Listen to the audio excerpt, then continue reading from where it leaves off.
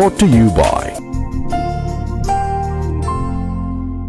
The past 2 decades have seen a dramatic increase in construction, in turn creating an increase in demand for sand. A 2016 report of Parliament's Natural Resources Committee on Sand Mining noted that prior to 2010, sand mining in Uganda was largely on large scale and was characterized by use of rudimentary tools such as spades for extraction. The report notes that, however, the period between 2005 and 2010 witnessed a tenfold increase in construction activities, which has been linked to higher demand for sand. As a result, sand mining has increased in most wetlands around Kampala and Wakiso districts. Sand mining employs a number of people, especially the youths. Sand mining has been carried out in Uganda since the colonial times. Only that it was extracted in very small quantities.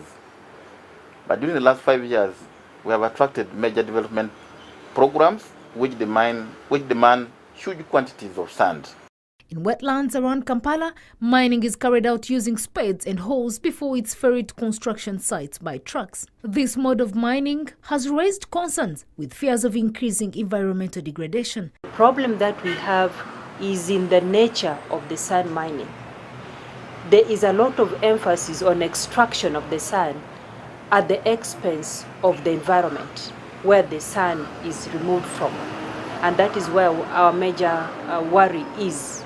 The mining of sand in most cases take place in swampy areas, which are known to be of great importance for the purification of water. Clearing of swamps thus affects the quality and quantity of water accessed by communities surrounding the affected areas. They are depleting what seems to be like a renewable resource. Now, the effect of that is that, one, you are destabilizing the ecological conditions of those places. Like you see in Luera, we've created a lot of pools. Now they are likely to find an increase in malaria. You're also going to find, if you go to the lake, we are going to find increased erosion and silting to the lake. Sand mining in some places is causing silting of Lake Victoria, thus depriving fish and other aquatic lives of breeding grounds. It has also been accused of destroying the topography of the mined areas. And you know very well that Uganda exports a lot of fish, not only to European markets, but also to the surrounding countries like DRC Congo, Rwanda, Burundi, Southern Sudan, and Kenya. Fish also is really very important in our lives because it supports our local economy, because we get the fish, the feeds, poultry feeds, animal feeds from the different marine life. Excessive excavation of sand is degrading fragile ecosystems like riverbanks. Many exhausted pit holes are never covered, leaving them as death traps for both animals and humans. People should stop looking at sand and other environmental resources as a free good that you just go and extract and you leave. We expect that the person who does the extraction of sand should also do restoration, should put in money to restore the borrow pits. Some areas in Luera have already done some of that aspect. Even among communities that are doing sand mining, they are, as they mine sand, also doing restoration activities in the same area.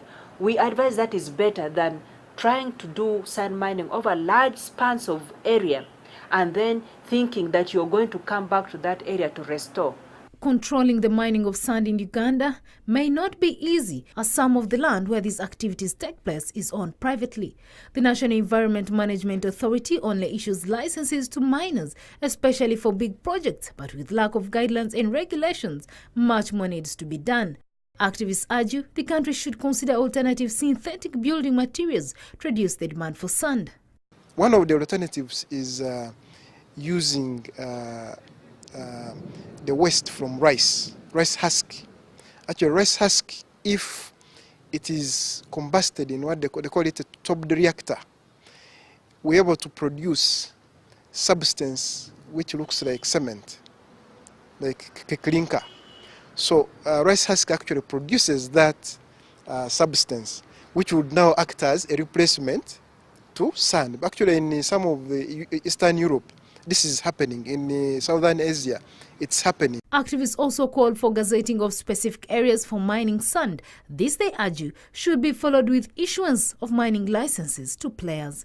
Navasa Innocent, Janina Navkeda, NBS Live at 9.